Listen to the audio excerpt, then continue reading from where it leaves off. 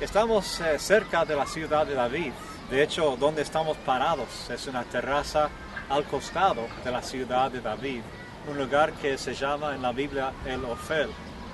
Aquí detrás de mí vemos la esquina al sureste de la vieja ciudad de Jerusalén hoy en día. Cruzando ahí a la derecha, más al este, tenemos el valle Cedrón, que Cristo cruzó la última noche antes de ser arrestado en el jardín. Y ahí donde ven a la iglesia con las cúpulas doradas como cebollas, ahí está el jardín de Getsemaní, donde Cristo oró, sangró orando y después fue arrestado y llevado a la casa de Caifás. Un poco más a la derecha, pues, es el Monte de Olivos, con su cementerio. Y es muy posible que Cristo en el templo, en Mateo 23, cuando les llama a los fariseos como tumbas blanqueadas, con limpios por fuera, pero por dentro con huesos de esqueletos, hombres muertos. Es posible que haya estado hablando de ese cementerio. Quizás desde el templo apuntó hacia el Monte de Olivos, hacia estas tumbas aquí, que vienen desde el tiempo de Cristo. Después, más a la derecha, yendo un poco más al sur ahora, ven esta sección de casas. Esta sección ahora se llama Siloam, que viene del nombre Siloé, de donde está el estanque de Siloé, un poco más abajo. Miren cuán cercanas están las casas. En el Salmo 122, versículo 3, dice: Jerusalén, con tus casas compactas, bien unidas. Ahí eran las casas, así eran las casas en el tiempo de David, aquí sobre este mismo cerrito de la ciudad de David. Y quiero destacar una cosita más, aquí más abajo. Si miramos debajo de las casas, bajando hacia el valle, vemos algunas aperturas en la piedra que se parecen a ventanas, pero no las son. Son tumbas. Y han sido tumbas desde el tiempo de Cristo. De hecho, algunos estudiosos piensan que han sido tumbas desde el tiempo de David. Y yo me pregunto, cuando dice en la Biblia, en Mateo 27, cuando Cristo estaba en la cruz y cuando falleció, y después hubo un terremoto y el velo del templo se rasgó en dos de arriba para abajo, agrega el detalle de que algunos muertos salieron de sus tumbas y andaban por la zona, y después de la resurrección entraron a la ciudad de Jerusalén. No sabemos lo que pasó con ellos. Me gustaría saber a dónde fueron, qué hacían entre el viernes a la tarde y el domingo a la mañana cuando entraron a la ciudad, y qué pasó después con ellos. Nadie lo sabe, pero sabemos que es muy probable que hayan sido estas las tumbas de donde salieron. Les invito a que me acompañen en un viaje debajo de la ciudad de David. Aquí vemos un mapa recreado del tiempo de Salomón, un poco después de David, pero antes del tiempo de Ezequías. Aquí vemos que esto fue toda la ciudad de David. David reinó 40 años, murió, entregó el reino a su hijo Salomón, y Salomón tomó como su primer proyecto importante construir el templo prometido de Dios a su papá David. Aquí vemos el templo, el punto más alto de la ciudad, y más abajo la ciudad. Aquí al lado vemos algo interesante, es como una piscina, una pileta de agua, que se llamaba la Casa de la Fuente, y en tiempos cuando había mucha lluvia, desviaban el fuente de Gihón, bloqueando una puerta, y después llenaban esta piscina con agua, y así tenían más agua para tiempos de sequía. Entonces, ¿qué pasó en el año 722 antes de Cristo? Los asirios vinieron del norte, atacaron al reino norte de Israel y lo destruyó, llevando a algunos al cautiverio y dejando a algunos en el país, pero los más pobres y los más débiles. Y así dejó de existir para siempre la nación de Israel del norte. Pero después el reino de Judá siguió con algunos reyes buenos y malos. Y uno de los buenos era Ezequías. Y leemos en 2 de Reyes 18 en adelante la historia de otro ataque de los asirios en el año 702. Cuando supieron que de la llegada de los asirios, los de Jerusalén estaban desesperados y oraban a Dios, rogándole, Señor, por favor, cuídanos, no sabemos qué hacer. Y una cosa que hicieron para preparar para la batalla era crear un túnel que empezó más o menos en la fuente de Gihón, pero que iba debajo de la ciudad de David, terminando en el estanque de Siloé. Pero el problema era que el estanque mismo estaba fuera de la ciudad. Entonces disfrazaron el estanque y entraron desde abajo por el túnel. Pero ¿cómo hicieron este túnel? Era difícil, porque era pura piedra ahí abajo. Y no sabían, con la tecnología de esos días, cómo empezar de ambas puntas y juntarse en el medio. Así que había una grieta en la piedra que iba más o menos así. Entonces un equipo de trabajadores empezó aquí, otro equipo de trabajadores empezó aquí y trabajaron siguiendo la grieta y se juntaron en el medio. Erraron un poquito en la altura, donde se junta, es muy alto el túnel, pero lo lograron en 52 días. Y así estaban preparados, tenían agua para el sitio. Sabemos de la Biblia que después Dios derrotó a los asirios y los mandó a casa y salvó a la nación de Judá con el rey Ezequías.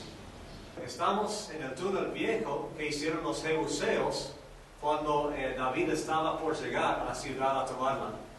Miren, este es el túnel donde bajaban cada día las mujeres de la ciudad de los jebuseos. Era trabajo de las damas llevar el agua de abajo hacia arriba, un trabajo cansador. Bueno, cuando llegó David con su ejército, él se preguntaba, ¿cómo puedo tomar esta ciudad sin arruinarla? No quiero reconstruir todo.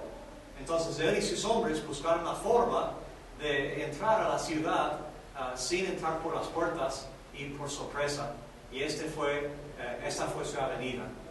Dice que Joab con sus hombres subieron por este túnel de agua, fueron a la ciudad, abrieron las puertas, dejaron entrar a los demás soldados y David, y así conquistaron la ciudad de los jebuseos.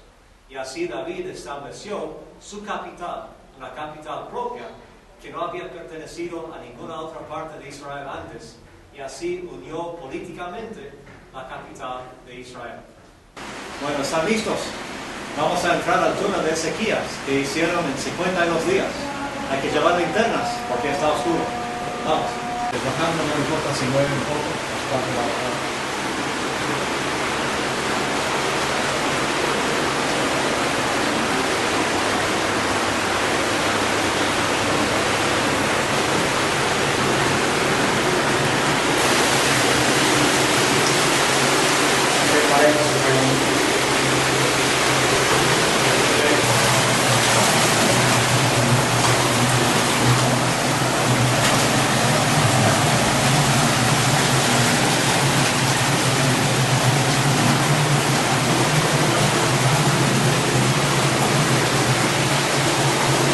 Aquí pasa las rodillas el agua y está bien fría, aún en verano.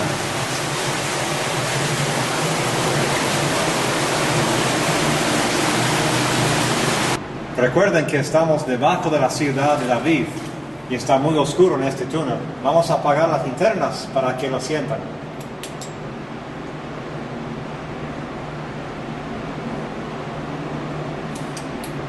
Sigamos. Para pensar un momento, ¿cuántas veces en la vida nos sentimos atrapados como esto? Parece que los problemas nos rodean, parece que no hay salida, para arriba, para abajo, a los costados, solamente hay que seguir adelante. En 1 Corintios 10:13, Dios promete que si la tentación es demasiado fuerte, que nos va a dar una salida o nos va a ayudar a resistir. Y realmente, cuando menos lo esperamos, nos da una salida. Aquí miramos que parece terminar el túnel, ¿sí? Parece que no hay salida, pero después da una vuelta y Dios nos sorprende con la salida. Adelante. La parte más baja del túnel.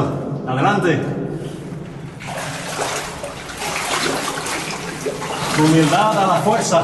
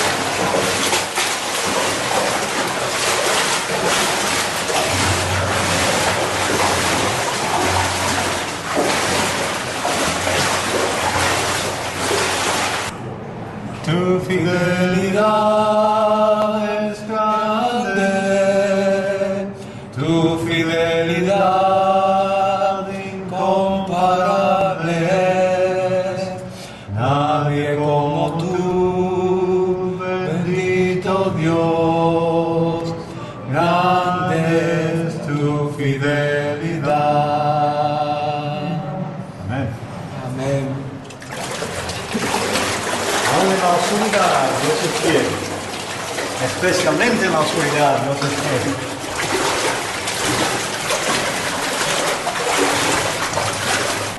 Ahí está. Bueno, miren para arriba.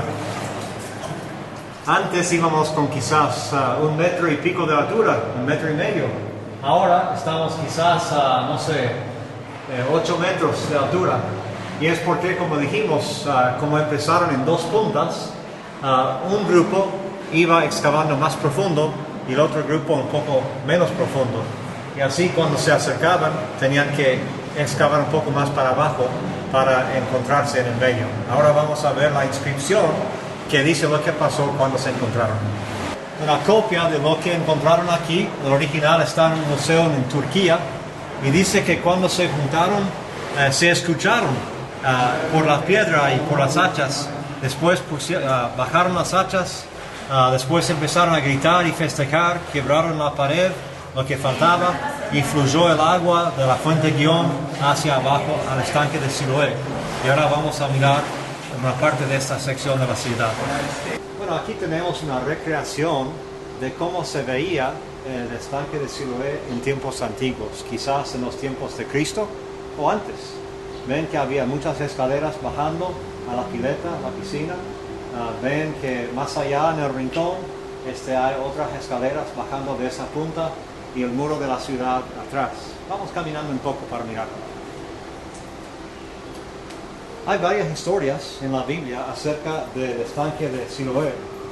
La primera historia que menciona la fuente de Gihon es en Isaías capítulo 7, cuando Dios le dijo a Isaías que fuera bajando para darle un mensaje al rey Acaz en el tiempo de la guerra entre él y Siria e Israel. Después tenemos otra historia en el Nuevo Testamento, Juan capítulo 9, cuando Cristo se encontró con el ciego. Y los discípulos le preguntaron a Cristo, bueno, ¿quién pecó? ¿Este hombre o sus padres que haya nacido ciego? Y Cristo dijo, ni este hombre ni sus padres, sino que esto ocurrió para que se manifestara la gloria de Dios. Entonces, ¿qué pasó en esa historia? Cristo le miró al hombre, y hay que recordar que el hombre estaba ciego desde nacimiento, y él no veía nada, no sabía lo que iba a hacer Cristo. Entonces escuchó algo como...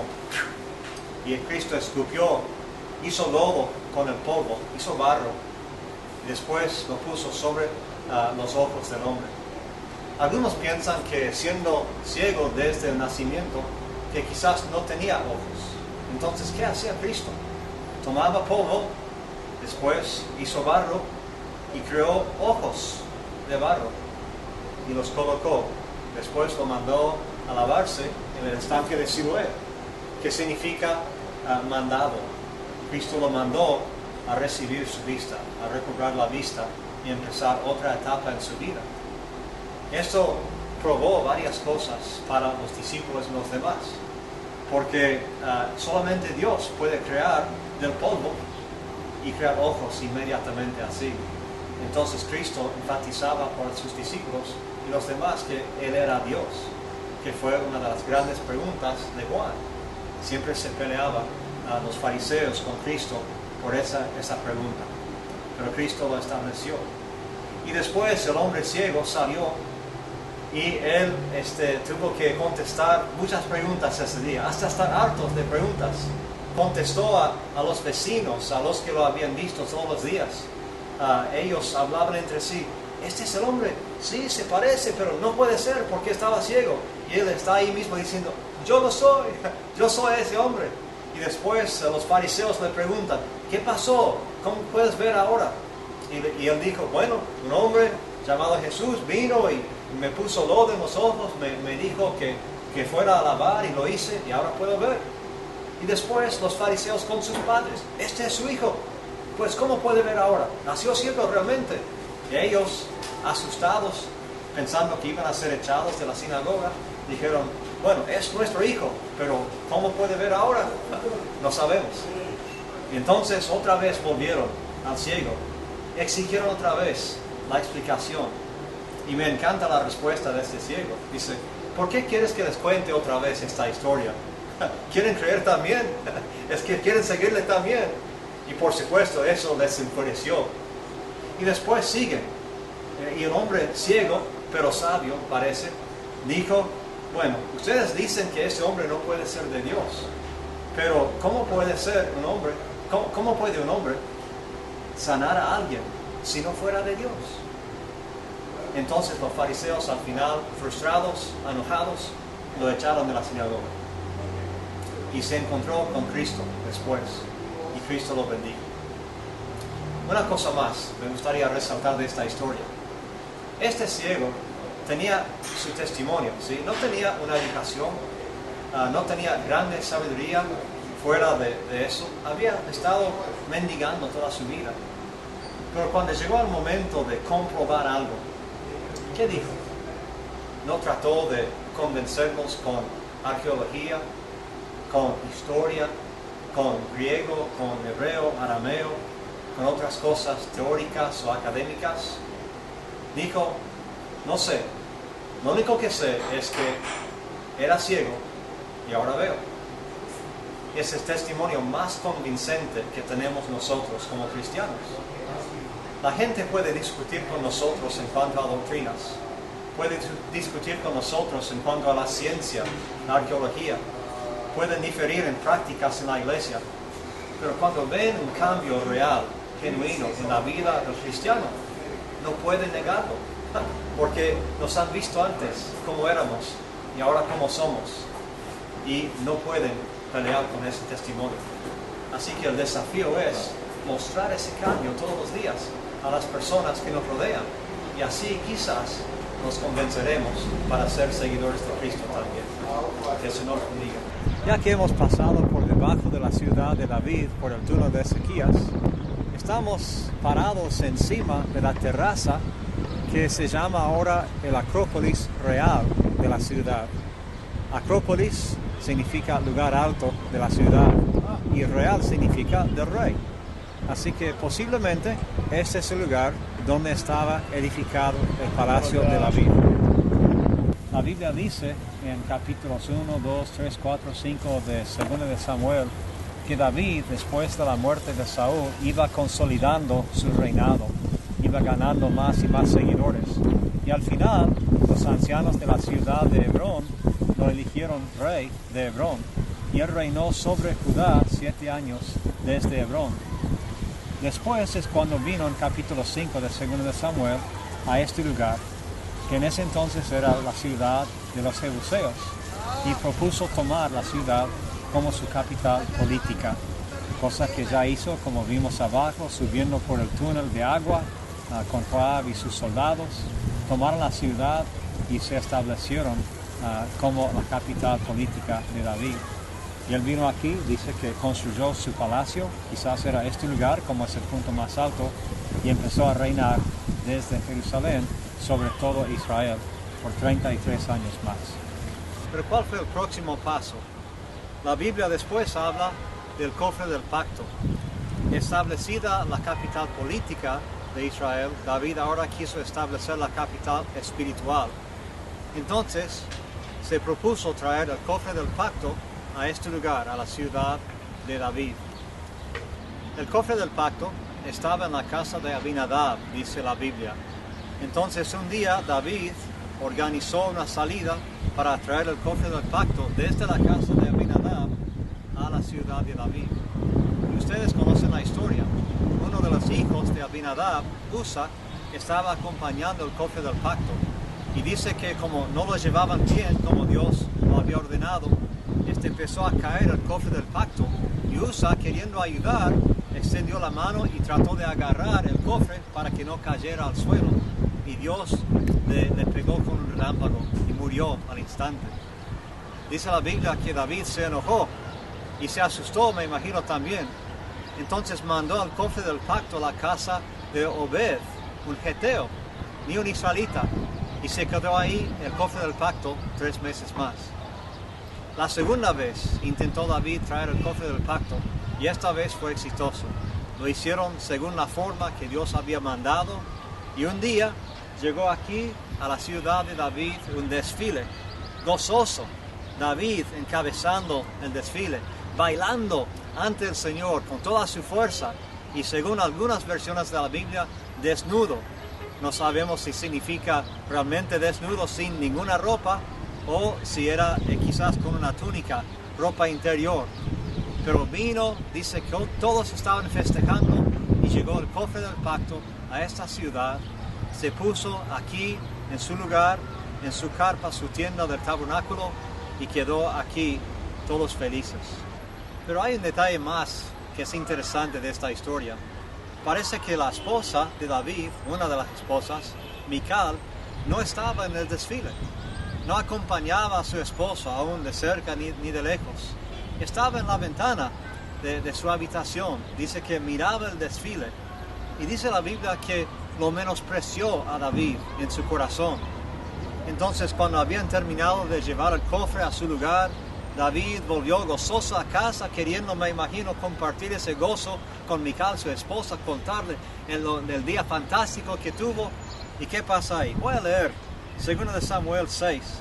Dice, pero al regresar David para bendecir su casa, Mical, hija de Saúl, el rey anterior, salió al encuentro de David y le dijo, ¿cómo se ha distinguido hoy el rey de Israel? Se descubrió hoy ante los ojos de las criadas de sus siervos, como se descubriría sin decoro un insensato. Y David dijo a Mical, eso fue delante del Señor que me escogió en preferencia a tu padre y a toda su casa para constituirme por príncipe sobre el pueblo del Señor, sobre Israel. Por tanto, lo celebraré delante del Señor. Y agrega el detalle final aquí. ¿Qué pasó con David y qué pasó con Mical? Sabemos que David siguió y aumentó en poder y en fama y en favor con el Señor. Pero ¿qué pasó con Mical por esa actitud de menosprecio? Por no querer festejar ante el Señor, no querer adorar al Señor con su marido. Dice, Mical, hija de Saúl, no tuvo hijos hasta el día de su muerte. Algo triste, quedó estéril ella. Y muchos han comparado esto con lo que pasa espiritualmente con nosotros cuando no tenemos el gozo de adorar a Dios, cuando en vez de festejar y sentir gozo en el corazón y venir alegres a adorarle, no solamente los domingos, sino todos los días, que quedamos estériles espiritualmente. Y es difícil dar fruto, es difícil ser fructíferos, como dice en Juan capítulo 15. ¿Cuál fue el próximo paso para David ahora? Ya estableció su reinado en todo el país, sobre Judá, sobre Israel, una nación unida todavía. Ya ha traído el cofre del pacto a su lugar aquí en la ciudad. Y ahora le entra el deseo de hacer algo más para Dios. Piensa en hacer un templo, un lugar permanente en el cual Dios puede estar en el medio de su pueblo. Entonces empieza a planearlo. Y Dios le manda a Natán a David para decirle dos cosas. Una, que nunca había pedido una casa, que siempre había andado en esa tienda, el tabernáculo, todo el tiempo. Nunca había pedido a nadie una casa. Y segundo, que David no era el indicado para construir ese templo. Pero Dios le prometió a David que su descendiente, sabemos que es Salomón, iba a poder reinar y construir ese templo. Así que David, en Crónicas, vemos cómo iba preparando todas las cosas. Eran cantidades enormes de todo tipo de metal, de oro, de plata, de bronce, de cobre, de todo tipo de telas, preparándolo, quizás ahorrando, almacenando todo eso para el momento en que Salomón iba a cumplir con su sueño de honrar al Señor en ese templo. Entonces David siguió con ese plan del templo. Miremos ahora hacia el norte de Jerusalén. Ya hemos visto hacia el sur en estas otras tomas. A la derecha, al este, vemos el monte de Olivos y bajando el jardín de Getsemaní, el valle de Cedrón y la vieja ciudad de hoy de Jerusalén. Bueno, detrás de ese muro, del sur del templo, como unos 200 metros adentro, es donde Salomón iba a construir el templo, el primer templo que vimos antes en el mapa. Y dice en 1 de Reyes 8 que habían terminado la construcción. había llegado el día en que iban a dedicar el templo a Dios. Y dijo un detalle que nunca había entendido hasta venir aquí. Dice que cuando ese día dedicaban el templo, fueron y trajeron el cofre del pacto desde la ciudad de David hasta el templo. Y yo antes yo pensaba que la ciudad de David era toda la ciudad de Jerusalén. Entonces pensé, pero ¿a dónde van a llevar el cofre? Ya está en Jerusalén, ya está en la ciudad de David. ¿Cómo pueden moverlo más? Lo vemos ahora.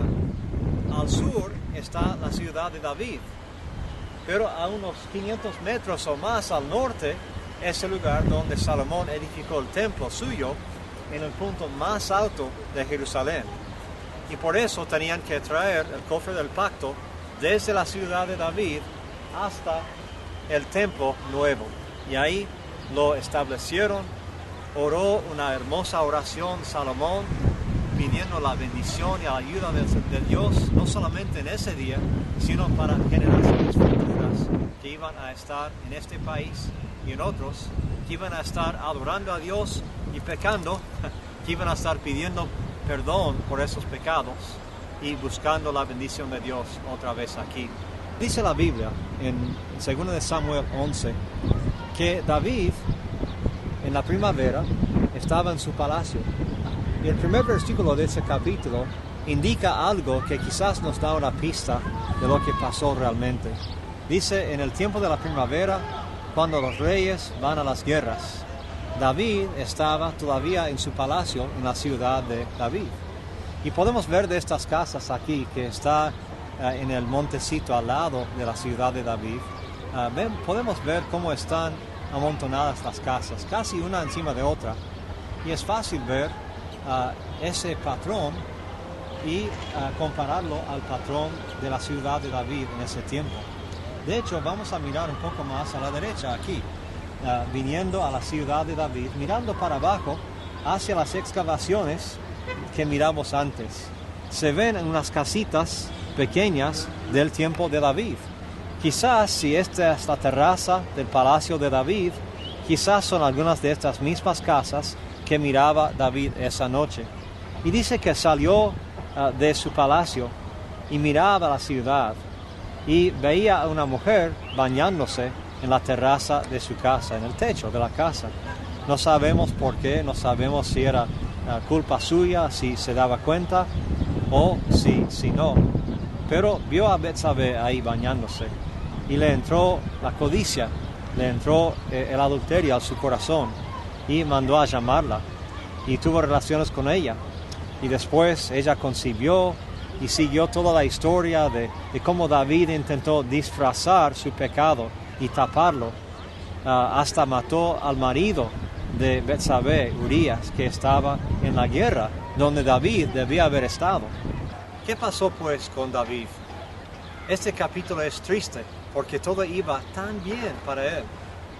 Ustedes conocen la historia de cómo Dios le mandó a David a Natán, el profeta, con esa historia del hombre rico que tenía muchas ovejas, pero que para servir a una visita en su casa robó a la única oveja que tenía su vecino y la mató, la oveja querida y la única. Y comparaba ese acto con el acto de David en robarle la esposa a Urías. Aunque después se casó con ella, aunque después Dios le perdonó ese pecado, igual era el comienzo de quizás el fracaso de David en esa parte.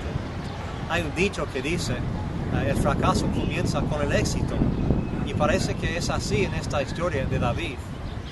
Dios dice como parte de esa enseñanza a través de Natán, dice: David, te di tantas cosas, y si estas no hubieran sido suficientes, te hubiera dado aún más. Pero parece que David no quiso esperar para Dios, o no quiso andar en el camino exacto que Dios tenía planeado para él. Dios tenía planes, como dice Jeremías, para darle bien y el futuro, pero David no esperó esos planes. Y aunque fue perdonado, era triste. Muchas veces somos así, ustedes y yo, que lo que Dios nos ha dado no es suficiente para nosotros. Nos quejamos, nos aburrimos y empezamos a buscar otras cosas fuera de la voluntad de Dios para satisfacernos. ¿Y qué pasa en ese momento? En ese momento empezamos a caer, empezamos a arruinar el plan de Dios.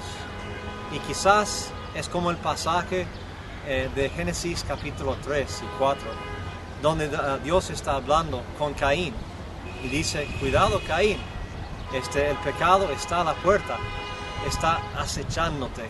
Esa es la idea.